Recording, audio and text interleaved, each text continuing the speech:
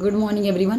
तो आज हम बात करेंगे टाइम मैनेजमेंट के ऊपर कि आप पैरेलली फिजिक्स, केमिस्ट्री, बायोलॉजी तीनों सब्जेक्ट को कैसे बैलेंस करके टाइम दे पा रहे हो।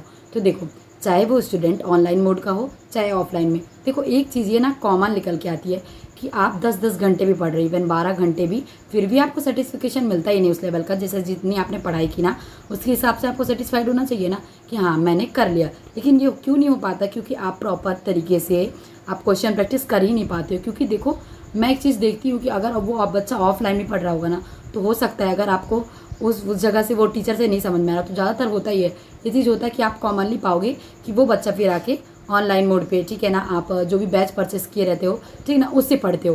तो देखो टाइम यहीं पे तो नहीं हो पाता ना मैनेज कि आप तीनों सब्जेक्ट को कैसे, मतलब कि क्वेश्चन प्रैक्टिस के लेवल पे भी टाइम दे पाओ। तो देखो उसका बेस्ट तरीका ये होता है कि आप दो सब्जेक्ट करके उठाओ। जैसे कि आप एक दिन में 2 सब्जेक्ट कवर करो, कोई ज़रूरत नहीं है ना कि एक साथ आपको एक दिन में तीनों सब्जेक्ट कवर करना है, बैलेंस करके चलना। देखो मैं तरीका बताती हूँ कि बायोलॉजी और केमिस्ट्री आप एक दिन उठा लो और आप आराम से 2 सब्जेक्ट कवर कर सकते हो in the level of questions. आप क्वेश्चन प्रैक्टिस भी अच्छी खासी कर सकते हो अगर आप 2 सब्जेक्ट लेके चल रहे हो, ठीक है।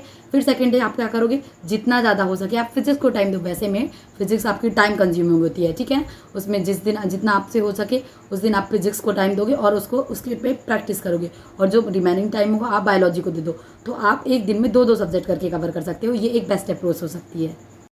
अच्छा, एक पॉइंट मैं और कवर करूँगी कि ये जो बहुत सारे बैचेस आते रहते हैं, ठीक है ना, बच्चा ये भी बैच ले लिया वो भी बैच ले लिया, अब टाइम कैसे मैनेजमेंट होगा?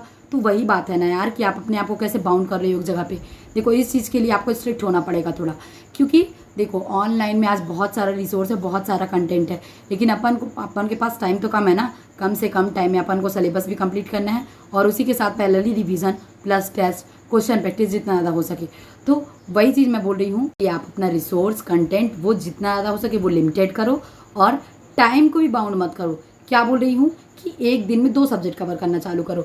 और ये मैं जानती हूँ कि ऑफलाइन वाले बच्चों को भी प्रॉब्लम जाती है, क्योंकि ऐसे भी टीचर मिल जाते हैं जहाँ से आपको अगर उनसे नहीं समझ में आ रहा है तो आप 100% आप ऑनलाइन में आके अपने जो भी बैच परचेस की हो आप वो चीज़ करते हो। और फिर आप होता क्या है कि आपने लेक्चर तो कंप्लीट कर लिया बट आप तीनों सब्जेक्ट को टाइम नहीं दे पाओगे इक्वल टाइम।